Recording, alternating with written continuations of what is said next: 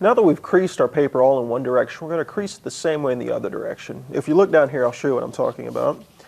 As you can see, I got my center crease going on here that crosses all these perpendicular. So what I'm going to do is I'm going to bring this edge over like so, making sure it's nice and straight the other lines. I'm just going to crease it like this. Crease it with my fingernail really good. I'm going to do the same with the other side. Bring it over, making sure all the lines line up in the center, like so. Crease it down this way, crease it again with my fingernail. I'm going to open it back up, fold it over completely in half, and then once again do my 1/3 fold, which this side will be even with this side when it's 1/3, and that's pretty close right there.